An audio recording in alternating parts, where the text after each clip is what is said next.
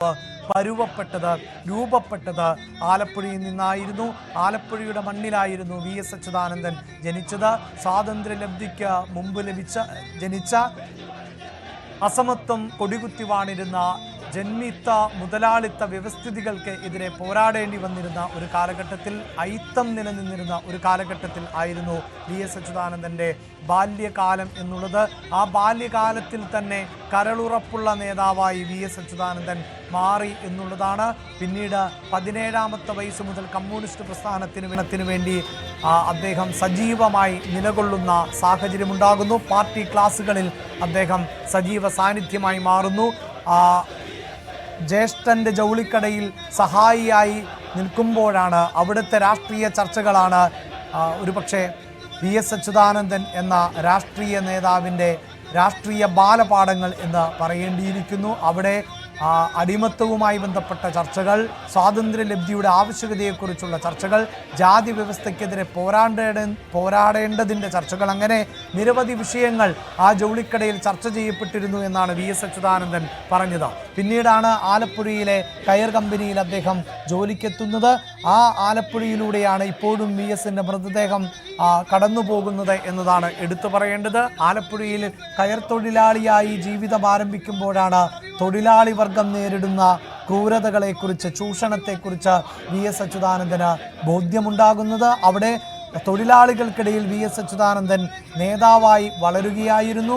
അതേസമയം തന്നെയാണ് കമ്മ്യൂണിസ്റ്റ് പാർട്ടികൾക്ക് വിലക്കുള്ള, നിയമവിരുദ്ധമായിരുന്ന ഒരു കാലഘട്ടത്തിൽ ഒളിച്ചും പതിഞ്ഞും രഹസ്യവുമായി ഒക്കെയാണ് ഈ പാർട്ടി പ്രവർത്തനവുമായി VS അച്യുതാനന്ദൻ മുന്നോട്ടു പോയിരുന്നത്. അതിനുശേഷം പിന്നീട് കർഷകരുടെ പ്രശ്നങ്ങൾ ആയിരുന്നു അച്യുതാനന്ദൻ ഏറ്റെടുത്തത്. പകലന്തിയോളം പണിയെടുക്കുന്ന കർഷകരെ ജന്മിമാർ ചൂഷണം ചെയ്യുന്നത് തിരിച്ചറിയുന്നു. അവർക്കൊന്ന് കൂലിയായി നൽകിയിരുന്ന നെല്ലിൻ്റെ അളവിൽ പോലും കൃത്രിമത്വം കാട്ടുന്നതിനെ തിരിച്ചറിഞ്ഞിരുന്നു. അതിനെ ചോദ്യം ചെയ്യാൻ കർഷക തൊഴിലാളികളോട് VSൻ്റെ നേതൃത്വത്തിൽ ഉള്ളവർ ആഹ്വാനം ചെയ്യുന്നു. അങ്ങനെ ജന്മികളോട് എതിർത്ത് സംസാരിച്ചു തുടങ്ങുന്നു കർഷക തൊഴിലാളികൾ. അതിനെല്ലാം സാക്ഷ്യം വഹിച്ച, പ്രത്യേകിച്ച് കുട്ടനാട്, ഇപ്പോഴും കേരളത്തിൻ്റെ നെല്ലറ എന്ന് വിശേഷിപ്പിക്കുന്ന കുട്ടനാട്, അവിടെയായിരുന്നു ആയിരക്കണക്കിന് ഏക്കർ പാടശേഖരങ്ങളിൽ പാവപ്പെട്ട കർഷകർ ഇത്തരത്തിൽ ചൂഷണത്തിന് ഇരയാക്കപ്പെട്ടുകൊണ്ടിരുന്നത്. ആ കർഷകരെ ഒരുമിച്ച് നിർത്തിക്കൊണ്ടുള്ള പോരാട്ടം ആരംഭിക്കുന്നു. അങ്ങനെയാണ് VS അച്യുതാനന്ദൻ ആദ്യമായി ഒരു സമരമുഖത്തേക്ക് എത്തിയത് എന്നതാണ് എടുത്തു പറയേണ്ടത്. അങ്ങനെ കള്ളം കലർത്തിയുള്ള അളവുകോലിലുള്ള നെല്ല് ഞങ്ങൾക്ക് വേണ്ട എന്ന് ജന്മിമാരോട് ഉറപ്പിച്ചു പറയാൻ അവിടുത്തെ കർഷകരെ പ്രാപ്തരാക്കിയത് VS അച്യുതാനന്ദൻ്റെ നേതൃത്വമായിരുന്നു. പിന്നീട് ഇങ്ങോട്ട് VS അച്യുതാനന്ദന് നിരവധിയായ പോരാട്ടങ്ങൾ നയിക്കേണ്ടി വന്നിട്ടുണ്ട്. VS അച്യുതാനന്ദന് ജയിലിൽ കിടക്കേണ്ടതായി വന്നിട്ടുണ്ട്. ഒളിവുകാലത്ത് തുടരേണ്ടതായി വന്നിട്ടുണ്ട്. അതിനിടയിൽ പോലീസിൻ്റെ പിടിയിലാകേണ്ടി വന്നു. കാരാഗ്രഹവാസത്തിനിടയിൽ കൊടിയ പീഡനങ്ങൾ ഏൽക്കേണ്ടതായി വന്നു. പിന്നീട് 1949 ആയിരുന്നു VS അച്യുതാനന്ദൻ ജയിൽ മോചിതനായത്. ആ ജയിൽ മോചിതനായ VS അച്യുതാനന്ദൻ കൂടുതൽ കരുത്തനായിരുന്നു. കമ്മ്യൂണിസ്റ്റ് പ്രസ്ഥാനത്തിൻ്റെ അത്രയും തന്നെ തലയെടുപ്പുള്ള പേരായി VS അച്യുതാനന്ദനും മാറി. രാഷ്ട്രീയ കേരളം ചർച്ച ചെയ്യപ്പെട്ട എത്രയോ വിഷയങ്ങൾ VS അച്യുതാനന്ദൻ ഏറ്റെടുത്തു. കേരളത്തിൻ്റെ പൊതുസമൂഹം ചർച്ച ചെയ്യപ്പെട്ട എത്രയോ വിഷയങ്ങൾ ഏറ്റെടുത്തു. ആ മട്ടിൽ VS അച്യുതാനന്ദനെ പ്രാപ്തനാക്കിയത്, ഉരുക്കിയെടുത്തത് യഥാർത്ഥത്തിൽ ആലപ്പുഴയുടെ മണ്ണാണ്, സമര പോരാട്ടങ്ങളുടെ മണ്ണാണ്. പുന്നപ്ര വയലാർ സമരഭൂമിയിൽ നിന്നാണ് അദ്ദേഹം ഉയർത്തെഴുന്നേറ്റത് എന്നത് തന്നെയാണ്. അതേ മണ്ണിലൂടെയാണ് VS അച്യുതാനന്ദൻ തൻ്റെ അവസാന യാത്ര ഇപ്പോൾ നടത്തുന്നത്.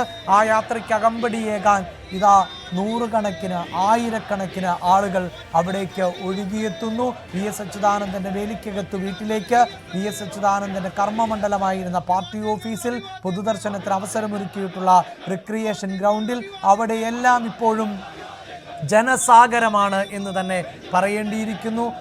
മണിക്കൂറുകളായി ഓരോരുത്തരും കാത്തു നിൽക്കുന്നു. സംസ്ഥാനത്തിൻ്റെ വിവിധ ഭാഗങ്ങളിൽ നിന്നെത്തിയവർ, കൂട്ടമായി എത്തിയവർ, ഒറ്റയ്ക്കെത്തിയവർ, വാഹനങ്ങൾ പ്രത്യേകമായി തയ്യാറാക്കി എത്തിയവർ, വിവിധ വാഹനങ്ങളിൽ എത്തിയവർ, ട്രെയിനിൽ എത്തിയവർ, അങ്ങനെ കേരളത്തിൻ്റെ ഒരു പരിച്ഛേദം ഇപ്പോൾ ആലപ്പുഴയിൽ കാണാൻ സാധിക്കുന്നു എന്നുള്ളതാണ്.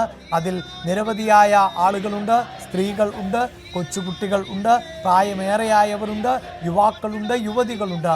ഒരുപക്ഷെ VS എന്ന ആ സമരനായകൻ ഏറ്റെടുത്തിട്ടുള്ള സമരങ്ങളുടെ സ്വഭാവം തന്നെയാകാം ഇത്തരത്തിൽ വലിയ ആൾക്കൂട്ടത്തെ സൃഷ്ടിക്കുന്നത് എന്ന് വേണം പറയാൻ. പലപ്പോഴും VS അച്യുതാനന്ദൻ എത്തുന്ന വേദികളിൽ ഇത്തരത്തിൽ തന്നെയുള്ള ആൾക്കൂട്ടങ്ങളെ നമുക്ക് കാണാൻ സാധിച്ചിരുന്നു. VS അച്യുതാനന്ദൻ്റെ പ്രസംഗങ്ങൾ ഇഷ്ടപ്പെട്ടിരുന്നവർ, അദ്ദേഹത്തിൻ്റെ ശരീരഭാഷ ഇഷ്ടപ്പെട്ടിരുന്നവർ, VSനെ കുറിച്ച് വായിച്ചും കേട്ടും അറിഞ്ഞ് എത്തിയിരുന്നവർ, അങ്ങനെയെല്ലാം വലിയ ആൾക്കൂട്ടങ്ങളെ നമ്മൾ പലപ്പോഴായി VS ഉള്ള വേദികളിൽ കണ്ടിട്ടുണ്ട്. എങ്കിൽ ഇന്ന് VS ആരോടും ഉരിയാടുന്നില്ല, VS ഒന്നും പറയുന്നില്ല, ചേതനയറ്റ ശരീരമാണ് VS. പക്ഷേ അപ്പോഴും VSൻ്റെ വാക്കുകൾ ഒരു പക്ഷേ അവരുടെ മനസ്സിൽ അലയടിക്കുന്നുണ്ടാകാം.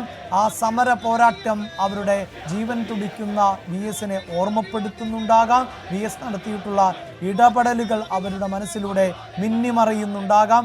അങ്ങനെയുള്ള ഓരോ പാർട്ടി പ്രവർത്തകനെയും നമുക്ക് ഇപ്പോൾ ആലപ്പുഴയിൽ കാണാൻ സാധിക്കുന്നുണ്ട്.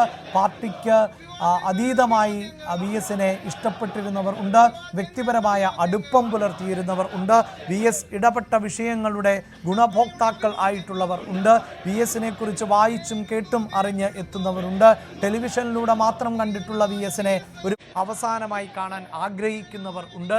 അങ്ങനെ എത്രയോ ആളുകൾ ആണ് ഇപ്പോൾ ആലപ്പുഴയിലേക്ക് ഒഴുകിയെത്തിക്കൊണ്ടിരിക്കുന്നത്. ഇപ്പോഴും ആലപ്പുഴ ജനസാഗരമാണ് എന്ന് പറയേണ്ടിയിരിക്കുന്നു. വേലിക്കകത്ത് വീട്ടിൽ നിന്ന് ആളുകൾ ഇപ്പോഴും പുറത്തേക്ക് പോകുന്നതേ ഉള്ളൂ. റിക്രിയേഷൻ ഗ്രൗണ്ടിലേക്ക് ആളുകൾ ഇപ്പോഴും എത്തിക്കൊണ്ടേയിരിക്കുന്നു. ആലപ്പുഴയിലെ പാർട്ടി ഓഫീസ് ഇപ്പോൾ തന്നെ ജനസാഗരമായി മാറിയിരിക്കുന്ന സാഹചര്യം. ഇന്ന് വൈകിട്ട് 5 മണിക്ക് മുമ്പ് വലിയ ചുടുകാട്ടിൽ അന്ത്യവിശ്രമം ഒരുക്കണം എന്നുള്ളതായിരുന്നു തീരുമാനമെങ്കിൽ അത് സാധ്യമാകുമോ എന്ന സംശയമാണ് ഇപ്പോഴുമുള്ളത്. കഴിയുന്നത്ര വലിയ ക്രമീകരണങ്ങളെല്ലാം പാർട്ടി നടത്തുന്നുണ്ട് എങ്കിലും അതിലൊന്നും ഒതുങ്ങാത്ത ആൾക്കൂട്ടമാണ് ഇപ്പോൾ കാണാൻ സാധിക്കുന്നത്. അതുതന്നെയാണ് ഈ സമയക്രമത്തിൻ്റെ താളം തെറ്റിച്ചുകൊണ്ടിരിക്കുന്നത്. റിക്രിയേഷൻ ഗ്രൗണ്ടിൽ 4 വരികളായി പൊതുദർശനത്തിന് ആളുകൾക്ക് പ്രവേശനമൊരുക്കുമ്പോൾ അവിടെയും അതിവേഗം ആളുകളെ കാണിപ്പിച്ച് എല്ലാവർക്കും കാണാനുള്ള അവസരം ഒരുക്കുക എന്നതാണ് പാർട്ടി ഇപ്പോൾ പറയുന്നത്. അങ്ങനെ എല്ലാ ക്രമീകരണങ്ങളും അവിടെ ഒരുക്കിയിട്ടുണ്ട്. അതിനുശേഷമാണ് ആലപ്പുഴയിലെ വലിയ ചുടുകാട്ടിൽ VS അച്യുതാനന്ദന് അന്തിയുറങ്ങാൻ അവസരം നൽകുന്നത്.